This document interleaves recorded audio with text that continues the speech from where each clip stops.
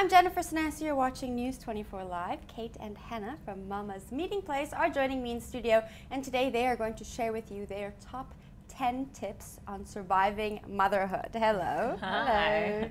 So these top 10 tips I think are very handy and not something that every new mom would think about before the baby comes. Definitely not. Yeah. From experience. I wish that we had known this before we had our children, definitely. but it's definitely a blog that was written based on our experiences and things that helped us along the way and that we picked up along the way as well. So, yeah. Well, let's go through these tips. The first one is changing stations everywhere. Wow, it's a time saver. It's not glamorous, but it needs to be done.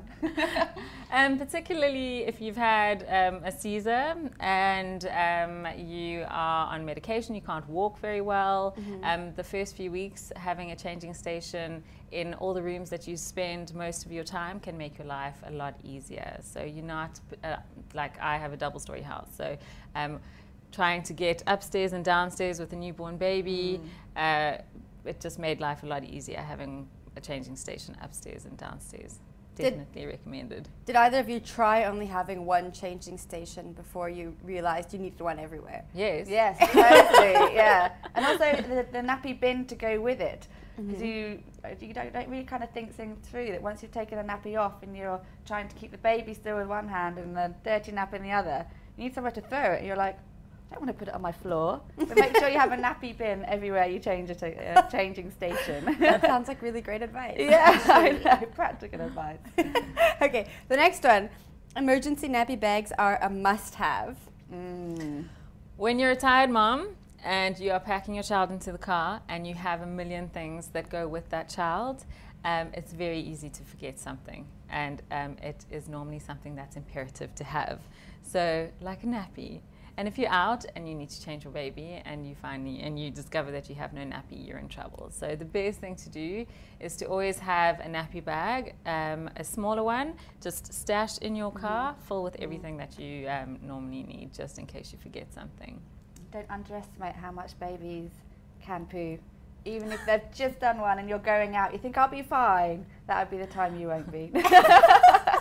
A baby will always, a baby will always wait for a clean nappy exactly, to poo. they know. Did either of you find that out the hard way? Both of us. Yeah, we used to meet for walks on the promenade, Sea Point Promenade. I think quite a few times actually. I do remember changing Luke on the in the back of the car and holding him, and you having to hand me your nappy as well. So I'd left mine at home by mistake. Well, at least you had a good friend. Yes, exactly. Yeah. I think that's also important. A changing mat. Have a changing mat, because you will be surprised at where you end up changing your child, and not a lot of places have great facilities for you. So hardly anywhere has restaurants or cafes don't think they're going to have a baby changing station or even a baby changing mat, because the likelihood is they won't. Wow. I know. How do you carry all this stuff around with your child? It becomes an Big art. bag. Yeah. As much as possible under the buggy or in a bag. Okay. Like Kate said, in the back of your car. Yes. Okay. Yeah. All right, the next one. Stockpile. Seriously. Yeah. I think you just touched on that. You just must have a lot of everything. Well, it's not the things that you would think about. It's when your husband goes to work after his little stint of maternity leave and you are left there with the baby on your own, and you need batteries for something like the sleep sheep that puts your child to sleep and is imperative, or you want a cup of tea and there's no milk. So having long life milk in the cupboard is really important. So it's things that not necessarily are for baby, but can also be for you. Make sure that you have everything, because when you have that baby, there's no popping anywhere. You're not going to just pop down to the store to get a bottle of milk.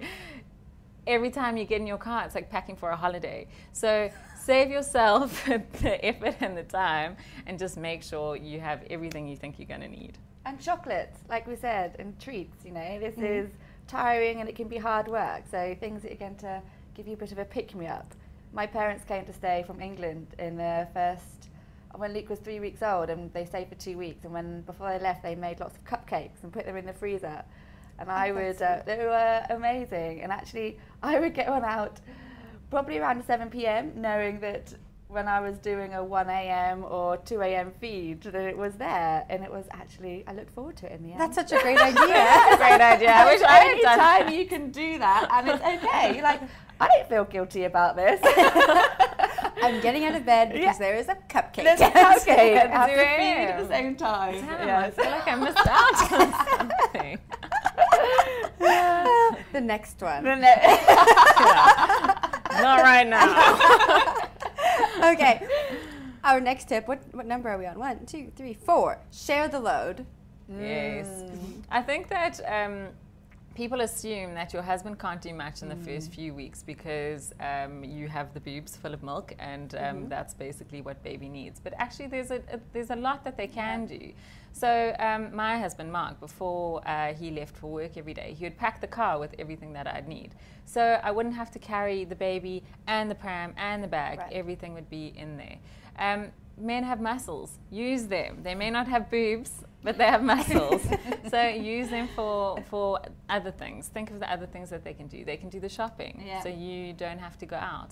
Cook some dinner. Cook some dinner, yeah. So definitely share the load. It's a two-man game, this, definitely. It is. I think it can be quite easy for the dads to feel like they're not being useful because they can't do the feeding, but actually they're very useful and there's a lot they can do.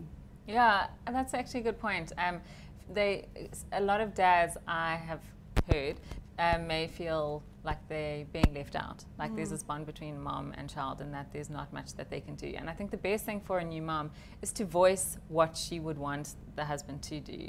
It's a typical male-female thing, I think. We as women need to communicate and guys need to hear what it is that we need, and I think that that's a good way of becoming a team and working as a team with a new little one. So you don't need to do it all on your own. Don't do it No. all on your No, own. and you shouldn't try. No. All right. Form a mum pack. You two are good at Yes. this. Yes, have other people going through the same thing, whether it's however you find your mum pack, you need it, you know, and it's hard thinking about getting up and going out when you're tired and you've got so much to take with you, but it's a lifesaver, believe us, trust us on this one. Yeah, and there's a lot of ways you can do that. You can go to a baby yoga class and talk to the mums there. Hang out at your local park. You'll be surprised at how many moms on maternity leave will be there with their kids. Start up a conversation. I know it's scary, but ultimately it'll be the best thing for you. And then there's always our site, Mama's Meeting Place. Find mums on that. Yeah, find mums on there. So yeah, it's definitely something that we'd both recommend you do. Yeah. Yeah.